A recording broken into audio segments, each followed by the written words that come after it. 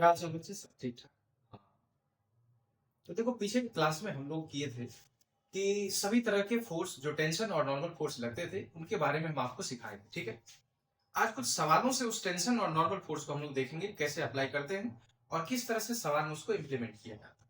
तो ठीक है, चलिए आगे हम लोग अपने क्लास को स्टार्ट करते हैं। देखो, एक छोटा सा सवाल लेते हैं। हमारा पहला सवाल है, मान लो कि एक ब्लॉक है 4 kg। ठीक है। एक रस्सी से ये दूसरा ब्लॉक है जो 5 kg का बंधा हुआ है, और एक लड़का था जो यहां से एक रस्सी से इसको खींच रहा था। ठीक है। या चलो रस्सी यहां नहीं लगा के एक बात करते हैं, फोर्स बराबर मान लो ये 50 न्यूटन के फोर्स से ये इसको खींच रहा था। तो सबसे पहले यहां इस रस्सी, देखो ये केवल रस्सी है, यहां इसको एक फोर्स लगा के खींच रहा है, ये रस्सी के थ्रू नहीं खींच रहा, बस हम आपको दिखाए हैं एरो लगा के। ठीक है। तो इस रस्सी में हमको कितना टेंशन डेवलप हो रहा है, इस टेंशन के बारे में हम लोग को फाइंड आउट करना है कि क्या टेंशन यहाँ डेवलप हो रहा है। ठीक है। देखिए, पहली बात आप ये समझेंगे, हमने कल बोला था आपसे कि भाई अगर टेंशन बदलेगा, रस्सी बदलेगा ना, तो टेंशन रस्सी में अलग अलग होगा। यानी कि रस्सी के बदलने से आपका टेंशन अलग अलग हो जाएगा। इस बात को आपको ध्यान रखना। ये रस्सी नहीं है, रस्सी केवल यही है। ठीक है। अब जरा सोचो, अगर हम इस ब्लॉक के बारे में तुमसे पूछे कि जरा इसके बारे में आप फोर्स डायग्राम खींच के देखो, तो इतना तो समझ में आ रहा है सर कि ये किसी टेबल पे किसी सरफेस पे रखा हुआ है। तो नीचे लग गया हमारा mg, अर्थात कितना हो गया 4 × 10, यानी कि 40 न्यूटन का फोर्स नीचे लग गया, ग्रेविटेशनल फोर्स। ठीक। बदले में इस सरफेस पे ये जो ब्लॉक रखा है, तो ये एक इसको नॉर्मल देगा, ये n1 मान लेते हैं, इसलिए क्योंकि एक यहाँ दूसरा ब्लॉक भी है, यहाँ भी नॉर्मल लगेगा, इस नॉर्मल का हम लोग n2 से डिनोट कर लेंगे। अच्छा, अब जरा सोचो, ये ब्लॉक एक रस्सी से बंधा हुआ है, तो इस रस्सी के बंधने के कारण से यहाँ पे क्या होगा, एक टेंशन फोर्स डेवलप होगा, जिस फोर्स से ये इस ब्लॉक को खींच रहा है ना। तो ये फोर्स टेंशन किस दिशा में लगेगा, इसको निकालने के लिए हम आपको बताए थे, यहाँ बैठ जाएंगे और तीर फेंकना है यहाँ से, अर्थात यानी कि यहाँ जो टेंशन डेवलप होगा ये टेंशन टी हो गया। कोई दिक्कत? अब जरा इसके बारे में समझते हैं कि ये जो ब्लॉक है नीचे लग गया हमारा कितना, ये ब्लॉक का नीचे लग गया हमारा mg, यहाँ m1g बोल देते हैं, यहाँ पे m2g बोल देते हैं, पार्ले जी नहीं है, m2g, m कितना भैया 5, g का मान 10 हो गया, यानी कि 50 न्यूटन का फोर्स नीचे लग रहा है, और ये सरफेस पे रखा है, तो बिल्कुल सरफेस के परपेंडिकुलर एक नॉर्मल फोर्स लगेगा। इस नॉर्मल को हम लोग क्या बोल देते हैं, n2। अब ये जो ब्लॉक है सर, इधर से तो खींचा ही जा रहा 50 न्यूटन से, जिस कारण से ये रस्सी टाइट होगा, यानी कि इस रस्सी में यहां भी टेंशन डेवलप होगा जो इस ब्लॉक पे इंपैक्ट करेगा, है। तो यहाँ पे अगर तुमको सोचो जरा टेंशन का वैल्यू फाइंड आउट करना है, तो यहाँ बैठ के आप तीर खोलेंगे तो वो बिल्कुल इस दिशा में जाएगा, है। ये टेंशन का डायरेक्शन हो जाएगा, और चूंकि ये रस्सी सेम है, तो यानी कि यहाँ भी जो टेंशन होगा उस टेंशन को भी हम लोग टी से ही डिनोट करेंगे। अब एक चीज जरा समझिएगा, हम लोग 7th 8th 9th क्लास के अंदर जब फोर्स पढ़ते हैं तो आपको इतना तो जरूर आइडिया होगा कि net force is equal to क्या होता है, मास इनटू एक्सेलरेशन। इतना अभी आप समझ लीजिए, बाकी हम लोग न्यूटन सेकंड लॉ के अंदर जाएंगे तो वहां पे हम आपको सिखाएंगे फोर्स बराबर मास इनटू एक्सेलरेशन कैसे आता है। ठीक है। अभी मान लेंगे किसी भी ऑब्जेक्ट पे लगने वाले जो फोर्स है वो मास इनटू एक्सेलरेशन होता है। तो मैं एक चीज जरा समझो, अगर ये ब्लॉक है, इस ब्लॉक और ये ब्लॉक बिल्कुल दोनों रस्सी से कनेक्टेड है, और इसको हम किसी फोर्स लगा के खींच रहे हैं, तो हमने आपसे कहा था जब हम किसी ऑब्जेक्ट पे फोर्स लगाते हैं तो उसके स्टेट में परिवर्तन होता है, यानी कि इसका चेंज होगा स्टेट, जिस कारण से इस दोनों ब्लॉक में एक्सेलरेशन डेवलप होगा। और आप समझ रहे हैं कि अगर ये खींच रहे हैं इस दिशा में, ये ब्लॉक जाना भी चाहेगा इसी डायरेक्शन के अंदर, इसी डायरेक्शन के अंदर। अब इस डायरेक्शन के अंदर जो जा रहा है, तो इसके अंदर एक्सेलरेशन डेवलप होगा। चूंकि दोनों के दोनों ब्लॉक एक ही रस्सी से कनेक्टेड हैं, तो जो डायरेक्शन से इधर जाएगा, मतलब सॉरी, जिस रफ्तार से ये इस दिशा में जाएगा उसी रफ्तार से ये भी इस दिशा में जाएगा, अर्थात दोनों का एक्सेलरेशन तो एक ही होगा ना। एक चीज जरा सोचो तुम, एक गाड़ी है, वो गाड़ी का एक्सेलरेशन है 50 मीटर पर सेकंड स्क्वायर, उस गाड़ी पे हम बैठे हैं, तो हमारा भी एक्सेलरेशन कितना हो जाएगा 50 मीटर पर सेकंड स्क्वायर। ऑब्वियसली दोनों एक ही रस्सी से कनेक्टेड है, तो जिस रफ्तार से ये जाएगा उसी रफ्तार से इसको भी जाना होगा, है। तो दोनों का एक्सेलरेशन क्या हो जाएगा, सेम हो जाएगा। अब देखो, अब हम बारी बारी से सारे बॉडी का अलग अलग एबिलिटी और फोर्स डायग्राम खींचेंगे। जरा अगर हम इस ब्लॉक के बारे में तुमसे पूछे, इस ब्लॉक के बारे में, तो जरा इस ब्लॉक को देखो, यहाँ पे कौन कौन फोर्स लग रहा है? एक लग रहा है N2 ऊपर, नीचे लग रहा है 50 न्यूटन। मतलब यहां से ये समझ में आ गया कि N2 बराबर 50 हो गया सर। इसका हमको फिलहाल वैसे काम नहीं है। ऊपर लगने वाले फोर्स N2 और नीचे लगने वाले फोर्स 50 बराबर है। नहीं तो अगर ये N2 बड़ा होता, ज्यादा होता, तो ये ब्लॉक को ऊपर कर देता, या अगर ये फोर्स ज्यादा होता तो ये इस टेबल को तोड़ के नीचे गिर जाता। लेकिन ये चूंकि एक्यूरेट रखा हुआ है, इसका मतलब जितना फोर्स नीचे लग रहा है उतना ही फोर्स ऊपर लग रहा होगा, इसलिए रखा हुआ है। मतलब ये N2 ऊपर लगने वाले फोर्स बराबर होंगे नीचे लगने वाले फोर्स 50 mg के, सॉरी 50 न्यूटन। आपने फेविकॉल का प्रचार देखा, एक गेंद को इधर से हाथी खींच रहा होता है, दूसरा हाथी इधर से खींच रहा होता है, वो गेंद बिल्कुल एकदम स्टैटिक कंडीशन में रहता, ना वो टूटता है ना वो किधर भी मूव होता है, दोनों तरफ सेम डायरेक्शन में फोर्स लग रहा है। बिल्कुल वैसा ही है, ये 50 न्यूटन इधर लग रहा है, ये बात सही है। और इधर कौन सा फोर्स लग रहा है सर? टेंशन फोर्स लग रहा है।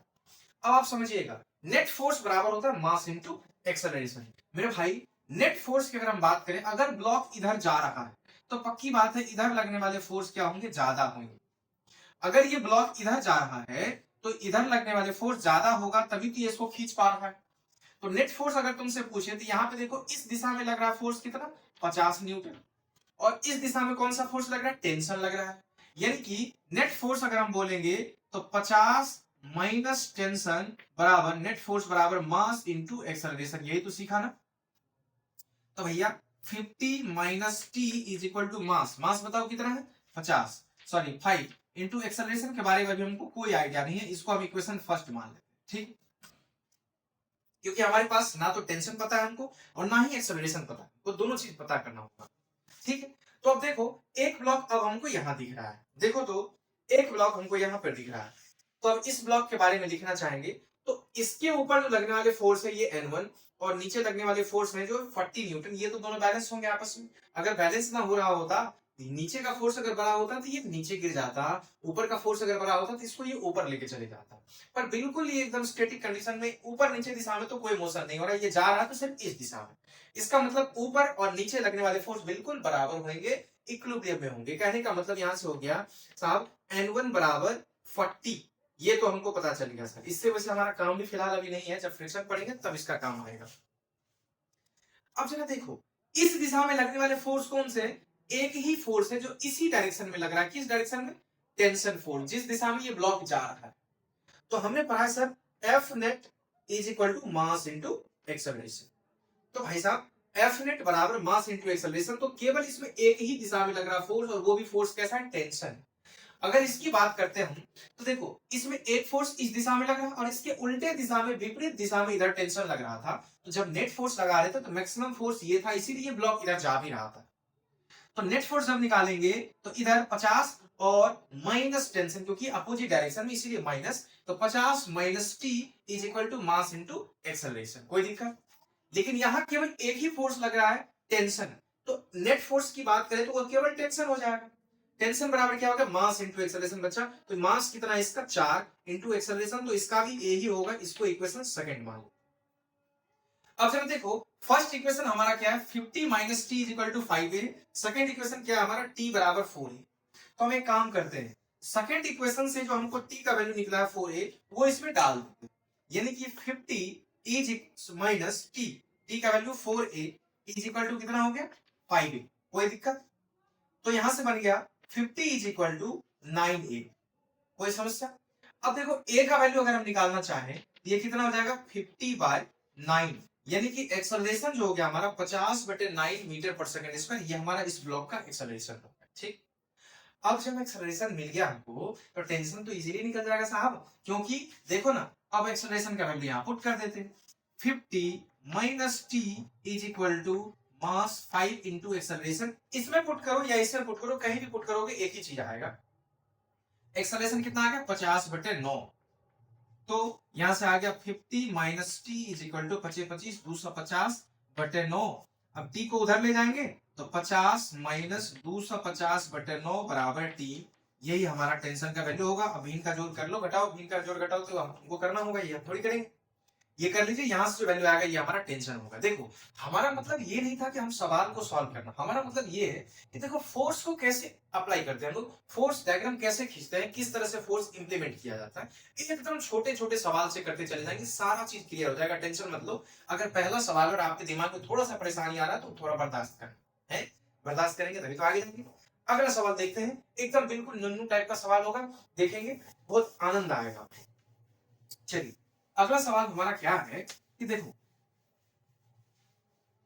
देखिए मान लो क्या ले सवाल, एक वेज है हमारा, वेज मतलब सोचो ना जिसपे ये रखते हैं हम लोग सांचा, इस पे एक लकड़ी का बिल्कुल हम इस तरह से कांटी ठोक के यहां बना दिए और इससे रस्सी बांध के यहाँ पे हम ये क्या नाम है 4 kg का एक ब्लॉक को लगा, ठीक। अब ये ब्लॉक अगर ये रस्सी से लटका हुआ है यानी कि ये सड़केगा नहीं नीचे, बिल्कुल ये स्टैटिक कंडीशन में मतलब इक्विलिब्रियम में है, इक्विलिब्रियम में है, ठीक है।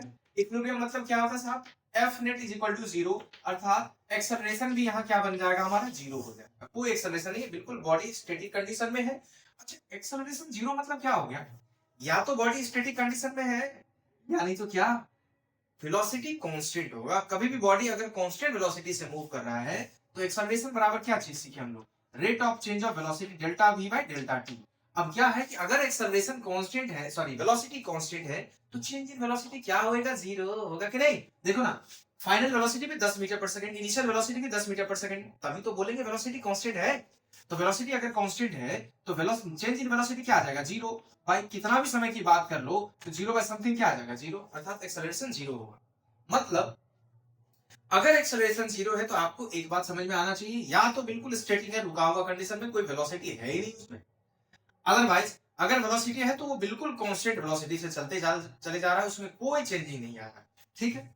तो एक्सेलरेशन 0 का मतलब स्टैटिक या फिर कांस्टेंट वेलोसिटी, वेलोसिटी क्या है कांस्टेंट, इस बात को आप दिमाग में सेट कर लीजिए। ओके हमारा काम यहां सिर्फ फोर्स को दिखाना।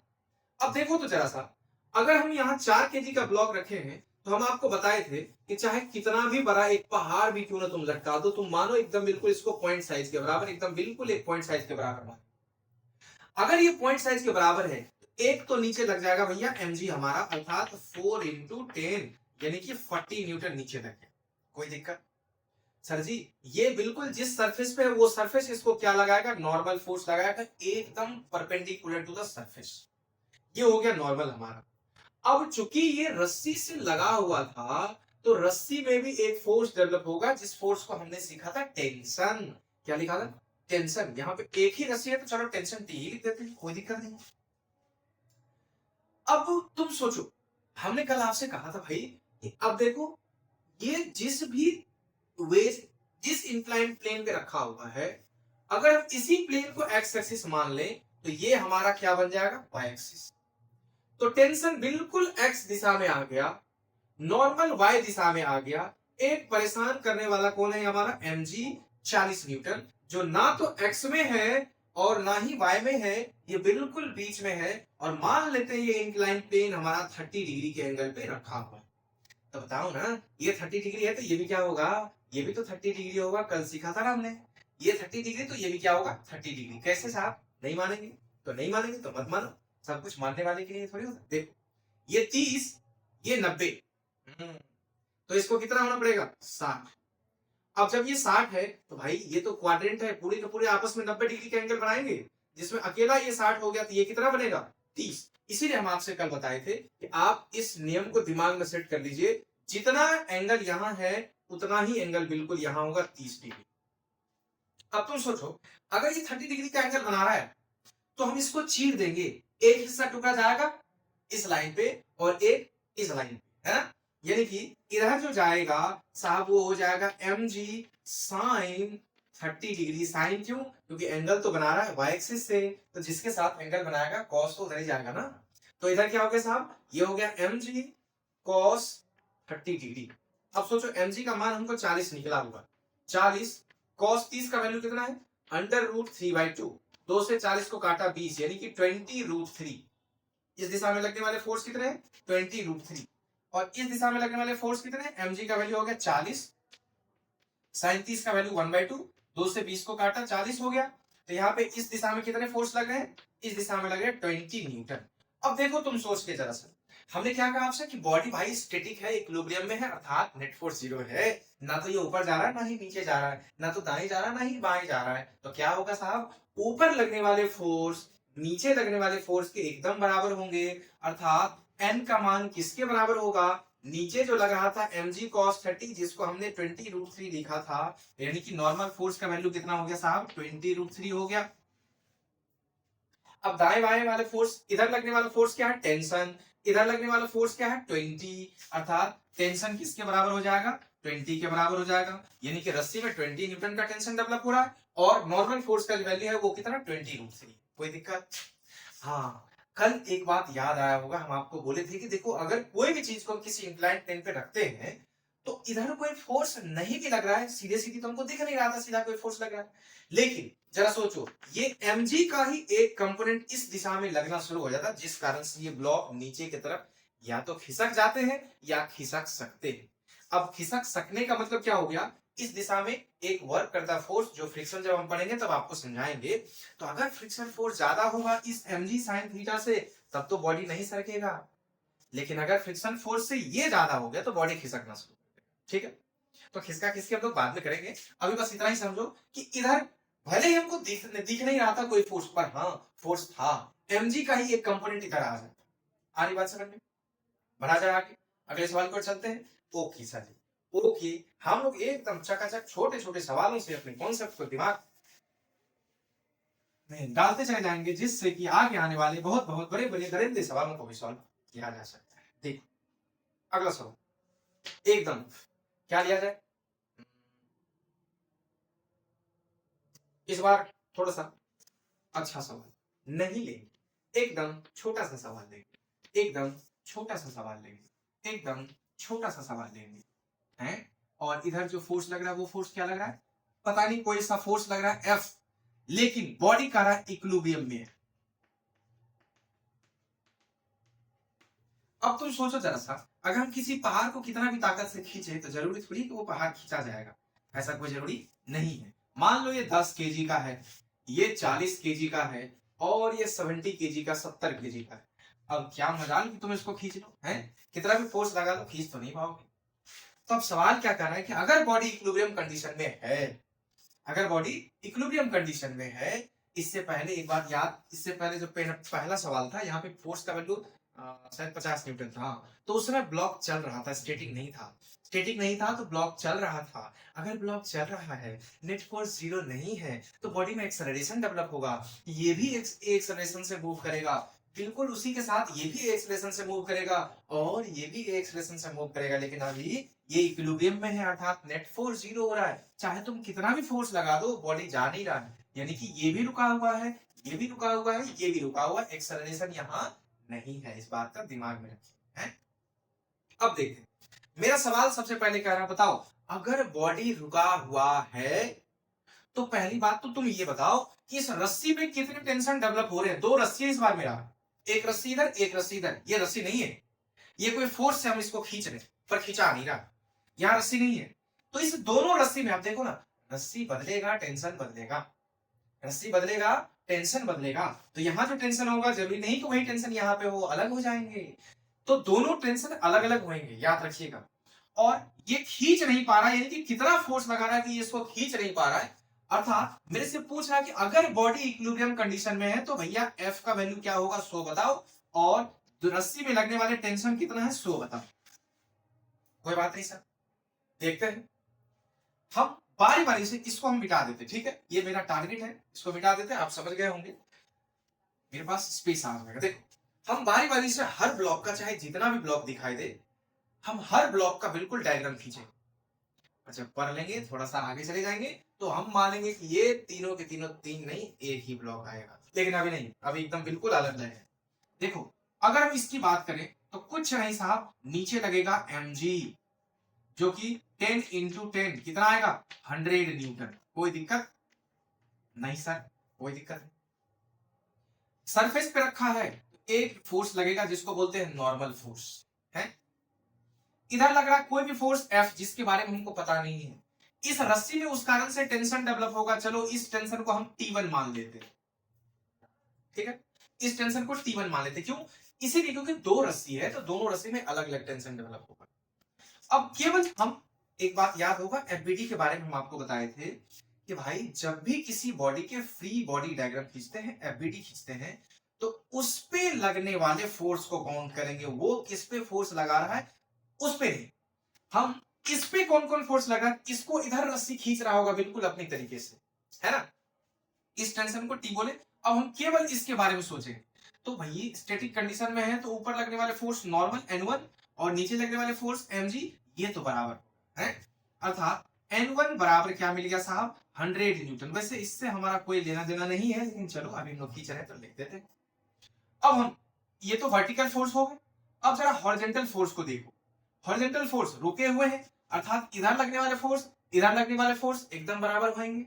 सर जी टेंशन किसके बराबर आ जाएगा, फोर्स के बराबर आ जाएगा साहब। क्यों, क्योंकि स्टैटिक कंडीशन में नेट फोर्स जीरो हो रहा है, इधर जितना फोर्स लग रहा है उधर भी इतना ही फोर्स लग रहा होगा, कोई शक नहीं सर। इसके बारे में तो सारा कुंडली निकल चुका। अब आ जाओ इस ब्लॉक, जरा देखो तो ये इधर से भी रस्सी से लगा हुआ है, ये इधर से भी रस्सी से लगा हुआ है, और ये रस्सी अगर इसमें टेंशन T1 डेवलप हुआ तो इस ब्लॉक पे लगने वाले टेंशन वो भी क्या होगा, T1 होगा। क्यों, क्योंकि ये तो एक ही रस्सी है ना, है, और इधर दूसरा रस्सी है साहब, तो इधर भी इस ब्लॉक पे एक टेंशन डेवलप हो रहा होगा। चलो इसको मान लेते हैं T2, कोई दिक्कत। तो नीचे आ गया हमारा mg यानी कि 40 इंटू 10 अर्थात 400 न्यूटन फोर्स नीचे लग रहा है। ऊपर सरफेस एक स्टैटिक नॉर्मल फोर्स देगा, चलो इसको N2 मान लिया। यानी कि पहली बात तो हो गया साहब N2 बराबर 400 न्यूटन, N2 बराबर 400 न्यूटन, ठीक। दूसरी बात, फिर इस ब्लॉक पे अगर रुका हुआ है तो leftward force is equal to rightward force. Leftward force क्या हो गया T2, राइटवर्ड फोर्स क्या हो गया T1, यानी कि T2 और T1 यहाँ पे आपस में बराबर दिख गए। दूसरा से हमको ये इक्वेशन मिलेगा, कोई दिक्कत। अब आ जाओ जरा तीसरे ब्लॉक पे, जरा तीसरे ब्लॉक के बारे में देखो। इस पे इस दिशा में लगने वाले फोर्स कौन से हैं, इस दिशा में लगने वाले फोर्स क्या है, 70 mg यानी कि 70 इंटू 10 700 न्यूटन। और यहाँ एक स्टैटिक फोर्स लग रहा है जिसको बोलते हैं हम लोग नॉर्मल, और ये इसको हम N3 मान लिया, ठीक। और यहाँ पे एक फोर्स लग रहा है जिस फोर्स को हम लोग क्या बोलेंगे T2। क्यों, क्योंकि इस रस्सी में जितने भी फोर्स आएंगे जहां भी फोर्स लगाओगे T2 ही लगाएंगे हम लोग, ठीक है। तो T2 फोर्स हो गया। तो सर T2 किसके बराबर हो गया सर, T2 एक ही दिशा में इसी डायरेक्शन में केवल फोर्स लग रहा है, लेकिन ये ब्लॉक जा तो नहीं रहा, इसका मतलब नहीं जा रहा है। तो net force is equal to क्या पढ़े हम लोग जी, mass into acceleration. Net force बराबर मास इनटू एक्सेलरेशन, यही तो पढ़े हैं। जरा बताओ नेट फोर्स बराबर क्या होगा, मास इनटू एक्सेलरेशन। अब आप खुद सोच के बताइए, क्योंकि हम यहाँ क्या हुआ था, यहाँ क्यों नहीं नेट फोर्स बराबर मास इनटू एक्सेलरेशन किया। अरे यहाँ तो नेट फोर्स जीरो हो रहा था, देखो ना इस तरफ लगने वाले फोर्स और इस तरफ लगने वाले फोर्स बिल्कुल बराबर थे। अगर आप नेट फोर्स बराबर की बात करेंगे तो इधर लगने वाले फोर्स इधर लगने वाले फोर्स बिल्कुल बराबर थे, या नहीं तो अगर इस तरह से आप लिखना चाहते हैं एफ नेट बराबर मास इनटू एक्सेलरेशन तो भी लिख सकते हैं, कोई दिक्कत नहीं। नेट फोर्स कितना लग रहा है, मान लो T1 और T2, कोई एक फोर्स T1 माइनस T2 बोल देते, यही तो इस पे नेट फोर्स लग रहा है, बराबर मास, तो मास हो गया 40 और एक्सेलरेशन, चूंकि बॉडी स्टैटिक कंडीशन में तो एक्सेलरेशन जीरो होगा, 40 इंटू जीरो जीरो हो गया। T1 माइनस T2 बराबर जीरो, अर्थात T1 बराबर T2, अभी भी तो वही आया ना, लेकिन यहां केवल एक ही दिशा में फोर्स था, इसीलिए यहाँ पे हम अगर इस दिशा में लगने वाले फोर्स होते कोई तो हम बोल देते इस इधर लगने वाला फोर्स और इधर लगने वाला फोर्स बराबर है, अर्थात ये इक्विलिब्रियम में है। लेकिन चूंकि यहाँ पे एक ही फोर्स इस दिशा में लग रहा है T2, तो नेट फोर्स की बात करेंगे तो नेट फोर्स तो T2 ही आ जाएगा। इसको बैलेंस करने के लिए कोई तो चाहिए, कोई नहीं है, अर्थात T2 का वैल्यू शून्य है, कुछ नहीं लग रहा होगा, बिल्कुल बैलेंस है। T2 बराबर मास इंटू एक्सेलरेशन, और एक्सेलरेशन का मान हो गया जीरो, यानी कि T2 बराबर A इंटू जीरो, खत्म। T2 हो गया हमारा जीरो। अगर T2 जीरो है तो T1 भी क्या हो गया जीरो, T1 जीरो है तो T1 का वैल्यू F, यहाँ F भी क्या लग रहा होगा जीरो, मतलब समझो एकदम बैलेंसिंग सीट के अंदर। आ रही बात समझ में, कोई दिक्कत। हाँ थोड़ा सा प्रैक्टिकल व्यू यहाँ नहीं समझ में आ रहा है, क्योंकि डाटा थोड़ा सा अगर हम फोर्स वोर्स का वैल्यू सब दे देते ना तो थोड़ा ज्यादा कैलकुलेटिव होता, अच्छा लगता। ये केस कौन सा हो गया सर, ये केस क्या हो गया जरा सोचो, यानी कि जितने फोर्स से ये इधर खींच रहा है ना, ये जितने फोर्स ये इधर खींच रहा है बिल्कुल उतना ही फोर्स हर जगह इंप्लीमेंट हो रहा है, इसीलिए टेंशन हर जगह जीरो आ गया। ठीक है, ये बात समझ में आ गई। हाँ जितने फोर्स ये खींच रहा था ना उतने ही फोर्स से इंप्लीमेंट हर जगह हो गया, यानी कि टेंशन का वैल्यू बिल्कुल उसी के बराबर हो गया। इसी कारण से यहाँ पे सब जगह टेंशन का वैल्यू फोर्स के बराबर हो गया, तो नेट फोर्स हो गया हमारा जीरो। कोई दिक्कत। चलिए अगले सवाल की ओर बढ़ा जाए, चलिए बढ़ते हैं। देखिए अगला सवाल, इस बार थोड़ा सा पुल्ला पुल्ली ले लेते हैं सर, क्योंकि पुल्ला पुल्ली से थोड़ा सा ज्यादा डर लगता है ना। तो देखते हैं, कोई डरने वाली बात नहीं है। मान लो ये एक हमारा पुल्ली है, इधर से एक रस्सी लटका के, इधर से एक रस्सी लटका के यहाँ 10 केजी का एक ब्लॉक लगा देते हैं और यहाँ 15 केजी का एक ब्लॉक लगा देते हैं। ये पुल्ली पी हो गया हमारा। अब मेरे से क्या पूछ रहा है, सोते पूछ रहा है रस्सी में कितना टेंशन डेवलप हो रहा है। ये जो रस्सी है, एक ही रस्सी है यहां से यहां तक, एक ही रस्सी। रस्सी में कितना टेंशन डेवलप हो रहा है, अगर बॉडी क्या है, इक्विलिब्रियम में है। इक्विलिब्रियम में है अर्थात नेट फोर्स कितना साहब, 0, यानी कि बॉडी स्टैटिक है, एक्सेलरेशन 0 है। समझ रहे? ठीक। और ये भी पूछ सकता है, बताओ पुल्ली पे कितना फोर्स लगा, ये भी पूछ सकता है। कोई बात, जो भी पूछेगा हम लोग निकाल लें। देखिए जरा देखो तो, अगर ये रस्सी एक है तो सर इस रस्सी में टेंशन की बात करें, एक ही टेंशन होगा है। अब 15 केजी है तो नीचे लगने वाले फोर्स होते हैं mg, अर्थात 15 गुना 10 अर्थात 150 न्यूटन, 150 न्यूटन का फोर्स नीचे लगा, जिस कारण से ये रस्सी हो जाएगा टाइट है और इस रस्सी में डेवलप हो जाएगा टेंशन। ठीक। अब चूंकि कोई कांटेक्ट में नहीं, ऐसा नहीं कि एक सरफेस पे रखा हुआ है, अगर कांटेक्ट में होता तो नॉर्मल की बात करते हैं, यहाँ तो नॉर्मल के बारे में बात भी नहीं कर सकते क्योंकि बॉडी कांटेक्ट में नहीं है। अब जब बॉडी कांटेक्ट में नहीं है तो हम यहाँ पे नॉर्मल फोर्स के बारे में बात करेंगे ही, यहाँ केवल एक ही फोर्स वर्क कर रहा है, कौन सा, टेंशन। ओके। अब जरा इस ब्लॉक के बारे में देखो, अगर ये 10 केजी का है तो यहाँ पे जो नीचे लगेगा फोर्स, ये तो फिक्स है ग्रेविटेशनल फोर्स mg अर्थात 10 इंटू 10, कहने का मतलब हो गया 100 न्यूटन का फोर्स नीचे लग रहा है, जिस कारण से इधर भी रस्सी टाइट हो जाएगा और यहां भी लग जाएगा सेम रस्सी में लगने वाले फोर्स टेंशन। कोई दिक्कत? तो भाई ये स्टैटिक है, कहने का मतलब ये ब्लॉक भी रुका हुआ है, ये ब्लॉक भी बिल्कुल रुका। अब तुम्हारे मन में एक बात हो रहा होगा, सर ये तो भारी है, ये हल्का है तो इसको चलना चाहिए नीचे, इसको चलना चाहिए ऊपर। पर सवाल अगर बोल दिया इक्विलिब्रियम में, मतलब कोई बात नहीं, बैलेंस है भाई, नहीं चल, इतना दिमाग में रखने। ओके साहब। अब देखो तो यहां अगर हम तुमसे पूछे नीचे लगने वाले फोर्स कितने हैं, नीचे लगने वाले फोर्स कितने हैं, mg 150 बराबर क्या हो जाएगा, t। 150 बराबर क्या हो गया, t। ठीक। और इधर लगने वाले फोर्स कितने हैं, नीचे लगने वाले फोर्स कितने हैं, 100, यानी कि 100 बराबर t। अब तुम्हारे मन में एक सवाल उठ रहा होगा कि सर ये कैसे हो सकता है, एक ही रस्सी पर टेंशन अलग अलग कैसे हो रहा है। देखो तो एक बार आप टेंशन का वैल्यू बोल रहे थे 150 आ रहा है इस इक्वेशन से टेंशन का वैल्यू 100 आ रहा है। अरे रुको, हम मान लिए हैं, हम आपको क्या बताए थे, हम आपको सिर्फ एफबीटी खींचने के बारे में बता रहे हैं, फोर्स डायग्राम खींचने के बारे में बता रहे। हम मान लिए ये ब्लॉक रुका हुआ है नहीं, इस कारण से ये गलती हमारे पास हुआ है, ये गलत है। ठीक है, पर कोई बात नहीं, अभी मान लिए मतलब मान लो, कोई दिक्कत वाली बात नहीं। हम ये बताना चाहें कि पहले कैलकुलेट कैसे करते, फिर तो सवाल बना ही लेंगे, टाइम का टेंशन ले रहे हो, कोई दिक्कत वाली बात नहीं। अच्छा अब जरा देखो तो, मतलब टेंशन जो भी आएगा ना, इसका मतलब हो गया टेंशन बराबर होने के लिए, अगर ये 150 है तो यहाँ भी 150 होना चाहिए, या यहाँ 100 है तो यहाँ भी 100 होना चाहिए। अरे इसीलिए तो तराजू बनता है, तराजू में अगर इधर 2 केजी रखते हो, इधर भी 2 केजी रखते हैं, तभी तो दोनों तराजू बराबर होते हैं। अगर इधर 4 केजी है तो ये नीचे गिर जाता है, ये ऊपर जाने लगता है, बॉडी एक्सेलरेटेड हो जाते हैं। ठीक है, पर यहां हमने बोल दिया भाई कि एक्सेलरेशन नहीं है, इक्विलिब्रियम में है, इसीलिए उल्टा फिर आ गया तो भाग गया, है ना। तो इसका मतलब हमारा कुछ गलती हुआ था, तो गलती क्या हुआ वो तो समझ गए कि भाई दोनों मास अगर सेम नहीं रहेगा तो फिर ये रुका हुआ कैसे रह सकता है, ये तो नीचे जाएगा, ये तो ऊपर आएगा। पर मान लीजिए भाई, मान लो ना, तो मानने में क्या बुराई है। कहने का मतलब क्या होगा, टेंशन सेम होना चाहिए, अर्थात यहां जितना मास है उतना ही मास यहां भी होना चाहिए। तो ठीक है, चलो यहां भी टेंशन टी लग रहा है, यहां भी टेंशन टी लग रहा है। अब कभी कभी सवाल तुमसे ये भी पूछ सकता है कि पुल्ली पे कितने फोर्स लग रहे हैं, इसको बताओ, पुल्ली पे कितने फोर्स लग रहे हैं, यानी कि पुल्ली इस छत पे कितना टेंशन डेवलप कर रहा है, इस छत से भी तो ये रस्सी से लटका हुआ है। अब तुम सोचो इस पुल्ली पर रस्सी का दबाव है, अगर इस पुल्ली पर रस्सी का दबाव है नीचे की तरफ, ये रस्सी भी तो टाइट होगा, अगर ये रस्सी टाइट होगा तो इसमें भी तो टेंशन डेवलप होगा, और ये टेंशन टी है तो ये टेंशन कुछ और होगा, टी नहीं होगा। उस टेंशन को मान लो हम T1 बोल दिया, पुल्ली के कारण लगने वाला, तो पुल्ली पे फोर्स डायग्राम खींचेंगे तो यहाँ खींच के तीर फेंकेंगे ऊपर, है तो यहाँ टेंशन T1 हो गया। देखो तो अब इस पुल्ली के बारे में डायग्राम अगर हम बनाए तो ये हो गया ऊपर T1, नीचे हो गया T, नीचे हो गया टी, क्योंकि हम पुल्ली पे एफबीडी खींच रहे हैं, पुल्ली का फोर्स डायग्राम बना रहे हैं। तो पुल्ली का फोर्स डायग्राम जब अगर बना रहे हैं तो पुल्ली पे बैठ के तीर खोलेंगे तो नीचे ही तो खुलेगा।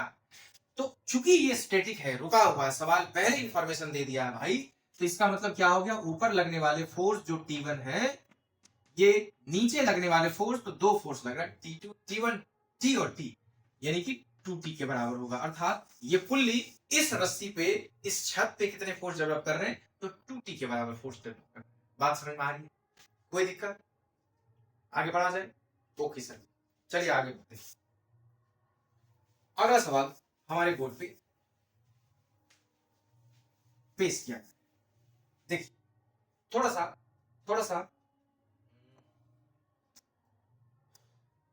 क्या दिया जाए।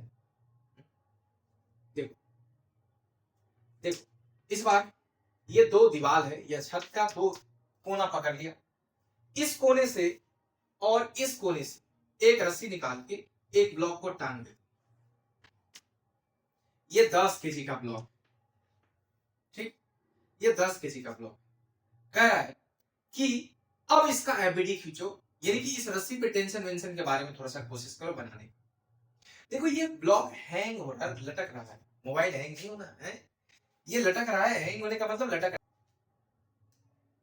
अब इस थोड़े से इस एंगल को हम देख लेते, मान लो ये एंगल हम आपको दे देते, ये है अल्फा और ये एंगल है हमारा बीटा, ठीक बात, ओके सर।